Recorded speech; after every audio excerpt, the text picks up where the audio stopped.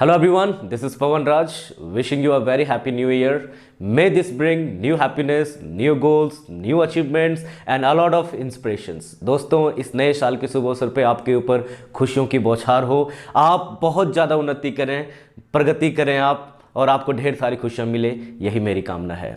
दोस्तों, आज मैं इस वीडियो में लेकर आया हूँ कुछ common errors, so let's solve them. लेकिन आप सोच रहे होंगे कि इस नए वर्ष के शुभ अवसर पर सर हम लोगों को पढ़ा क्यों रहे हैं। तो दोस्तों, आपने एक लाइन सुनी होगी, संडे हो या मंडे रोज़ खाओ अंडे। तो दोस्तों, अगर आप स्टूडेंट्स हैं, अगर आप एग्जाम्स की प्रेपरेशन करें दोस्तों, तो आप कभी ये मत सोचिए कि आज संडे है ना, आज त्यौहार है, आज फेस्टिवल है, चलो आज एंजॉय करते हैं। बिल्कुल एंजॉय कीजिए, ये आपका राइट है, आपको खुशी मिलनी चाहिए, कहीं से भी मिले ले लेनी चाहिए। लेकिन प्रॉब्लम यहाँ पे आती है कि आप क्या करते हो, एंजॉय के चक्कर में क्या होता है, अपनी स्टडी को भूल जाते हो। तो दोस्तों, स्टडी से कोई कॉम्प्रोमाइज़ नहीं, इसलिए आज के दिन भी मैं आप लोगों को पढ़ाने आ गया हूँ यूट्यूब पे। तो चलिए स्टार्ट करते हैं दोस्तों। तो कुछ क्वेश्चंस मैं लेके आया हूँ आज कॉमन एरर्स के। तो स्क्रीन पे आपको क्वेश्चन दिखेंगे, उसके बाद फिर मैं आप लोगों को बताता हूँ कि क्वेश्चंस में एरर कहाँ पर है, इसको सॉल्व कैसे करते हैं। तो चलिए, आप लोगों को अभी स्क्रीन पे क्वेश्चन दिखेगा दोस्तों, है ना। एक सेकेंड, चलिए, आपको स्क्रीन पे एक क्वेश्चन दिख रहा होगा अभी, है ना। क्वेश्चन आपका कह रहा है, it is all the more better. ध्यान दीजिएगा, यहां पे क्वेश्चन आपका कह रहा है, हैव अ लुक एवरीबॉडी, कह रहा है it is more better for you to take the examination then to withdraw your form. उसके बाद है नो एरर। डियर, ये क्वेश्चन आपका एनडीए में पूछा जा चुका है, ये क्वेश्चन आपका एनडीए में पूछा जा चुका है। तो डियर, इसमें एरर की अगर हम बात करते हैं तो एरर यहां पे देखेंगे कि क्वेश्चन नंबर आप देखेंगे यहां पे 67 में, यहां पे लिखा हुआ है it is all the more better. तो दोस्तों, याद रखेंगे आप, बेटर अपने आप में एक कंपैरेटिव डिग्री है। तो कंपैरेटिव डिग्री अपने आप में हो जाता है वो, तो इसके पहले मोर लगाने की कोई आवश्यकता नहीं है। अब जैसे मान के चलिए एक वर्ड है ब्यूटीफुल। अब ब्यूटीफुल का क्या होता है कि ब्यूटीफुलर नहीं होता है, उसके लिए हम मोर का यूज करते हैं। तो याद रखिएगा, जिसका एक से अधिक सिलेबल होता है उसके लिए हम मोर का यूज करते हैं। जिसका एक सिलेबल का होता है, जो एक सिलेबल का वर्ड होता है, उसमें AR और EST लगाकर हम डिग्री चेंज करते हैं दोस्तों। तो इसमें जो एरर आपका है, वो एरर आपका क्या है, मोर बेटर जो लिखा हुआ है, मोर नहीं आना चाहिए, क्योंकि बेटर ऑलरेडी हो रहा है। अब जैसे कि टॉलर आ गया, अब क्या टॉलर जो वर्ड है, टॉलर अपने आप में कंपैरेटिव डिग्री है, इसके पहले मोर लगाने की आवश्यकता है क्या? बिल्कुल नहीं है। तो दोस्तों, एरर यहीं पर है। तो चलते नेक्स्ट क्वेश्चन को स्क्रीन पे देखेंगे, आप ध्यान से देखेंगे। यहां पे नेक्स्ट जो क्वेश्चन आपका है दोस्तों, नेक्स्ट क्वेश्चन आपका है, have a look everybody. Question आपका है, every scientific invention has proved much harmful to society than beneficial. उसके बाद नो एरर। ये आपका एसएससी के +2 लेवल एग्जामिनेशन में आया था, मतलब एसएससी के CHSL के एग्जाम में ये क्वेश्चन पूछा जा चुका है दोस्तों।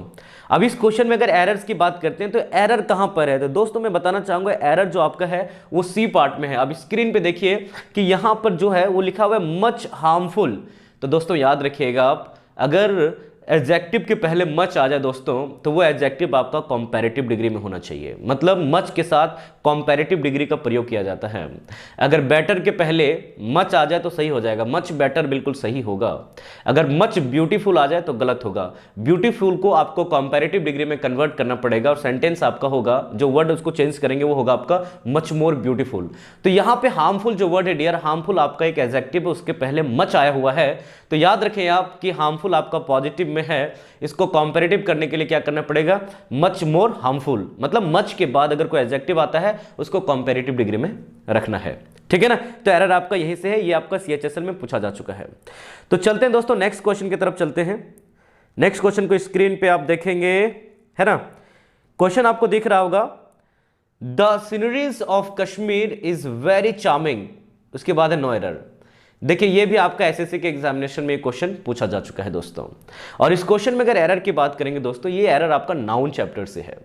तो मैं आपको बताना चाहता हूं एरर इसमें ए पार्ट में है, और वो वर्ड आपका सीनरीज जो लिखा हुआ है सीनरीज, वो रॉन्ग है। क्यों रॉन्ग है मैं बताता हूं। देखिए, सीनरी एक अनकाउंटेबल नाउन है, आप सभी को पता है कि अनकाउंटेबल नाउन प्लूरल फॉर्म में नहीं हो सकता है। तो यहां पे क्या है, सीनरी जो वर्ड है उसको सीनरीज कर दिया गया, जो कि रॉन्ग है। इसी तरह से और भी सारे वर्ड्स होते हैं जिसमें लोग कंफ्यूज होते हैं, जैसे कि एक वर्ड है पोइट्री, इसका भी प्लूरल नहीं होता है। अगर एग्जामिनेशन में क्वेश्चन आ जाए पोइट्रीज, तो डियर ध्यान रखेंगे कि वहीं से एरर है आपका। आ जाए मशीनरीज, तो मशीनरीज भी रॉन्ग होता है, मशीनरी एक अनकाउंटेबल नाउन है, इसका प्लूरल नहीं होगा। इसी तरीके से इंफॉर्मेशंस हो जाता है जो रॉन्ग होता है, लगेज का प्लूरल बना देता है, बैगेज का प्लूरल दे देता है, तो जो भी अनकाउंटेबल नाउन होता है उसका प्लूरल नहीं होता है। और यहाँ पे सिनरीज जो वर्ड है वो डियर रॉन्ग है, क्योंकि सिनरी अनकाउंटेबल नाउन है, इसका प्लूरल सिनरीज नहीं होगा। ठीक है, तो चलते हैं नेक्स्ट क्वेश्चन की तरफ चलते हैं दोस्तों। नेक्स्ट क्वेश्चन आपका क्या करें देखते हैं। Have a look everyone.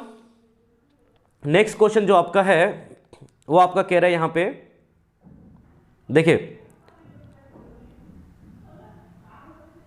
लिख रहे कि if you had not been so secretive you had told all the fact earlier I could have helped you.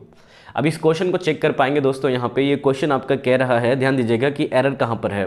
तो if you had not been so secretive you had told me all the fact earlier. तो दोस्तों याद रखेंगे इसमें error जो आपका है option B में है, यहां पे ऑल द फैक्ट लिखा हुआ है डियर, तो ऑल द फैक्ट के जगह पे ऑल द फैक्ट्स होना चाहिए था। मैं आपको बता देता हूं कि ऑल द फैक्ट्स क्यों होना चाहता था, क्यों होना चाहिए था, मैं आपको बता देता हूं। यह भी क्वेश्चन आपका पूछा जा चुका है दोस्तों, एनडीए के एग्जामिनेशन में यह क्वेश्चन पूछा जा चुका है। तो आपको याद ये रखना है कि ऑल जो वर्ड है ना, ऑल के बाद अगर आप नाउन रखते हो तो नाउन आपका वो सिंगुलर भी हो सकता है और प्लूरल भी हो सकता है। याद रखें कि ऑल के बाद अगर अनकाउंटेबल नाउन आता है तो वो सिंगुलर होगा, और अगर काउंटेबल नाउन आता है तो वो प्लूरल होगा। लेकिन अगर मैं बात करूं यहां पे दोस्तों कि अगर मैं कहूं कि ऑल द बॉयज, तो देखो बॉयज आएगा क्योंकि काउंटेबल है। ऑल द वाटर, तो ये भी सही है, वाटर एक अनकाउंटेबल नाउन है, तो ऑल द वाटर भी हो सकता है, ऑल द बॉयज भी हो सकता है। तो अगर काउंटेबल नाउन आ जाए, अगर काउंटेबल नाउन आ जाए दोस्तों तो क्या करना है, उसको प्लूरल रखना है ऑल के बाद। अनकाउंटेबल नाउन है दैट इज ओके, कोई इश्यूज नहीं है, ठीक है ना। तो ऑल द फैक्ट्स यहां पर होना चाहिए था। क्लियर है? चलिए अब यहां पे डियर बात करते हैं, एक और क्वेश्चन को यहां पे देख लेते हैं। क्वेश्चन आपका है, one of the important lesson he taught me was to save at least 30% of my gross income। दोस्तों इस क्वेश्चन में अगर एरर की बात करेंगे दोस्तों तो एरर आपका ए पार्ट में है, लेकिन ये किसी भी एग्जामिनेशन में क्वेश्चन पूछा नहीं गया है, लेकिन ये इंपॉर्टेंट है। इस फॉर्मेट से क्वेश्चन कई बार पूछा जा चुका है एग्जामिनेशंस में। तो दोस्तों अगर इस क्वेश्चन की बात करेंगे तो एरर इसमें आपका है ए पार्ट में, लेसन के जगह पे लेसन्स होना चाहिए था। मैं आपको याद दिला दूं दोस्तों कि वन ऑफ के बाद अगर नाउन आता है वो नाउन आपका प्लूरल आता है, और वर्ब आपका क्या आता है, सिंगुलर आता है, ठीक है ना। Verb singular and noun plural, one of हो, ईच ऑफ हो, है ना, इधर ऑफ हो, नीदर ऑफ हो, इनके बाद जो नाउन आता है दोस्तों वो प्लूरल आता है और वर्ब आपका सिंगुलर आता है। तो दोस्तों आज की क्लास में बस इतना ही।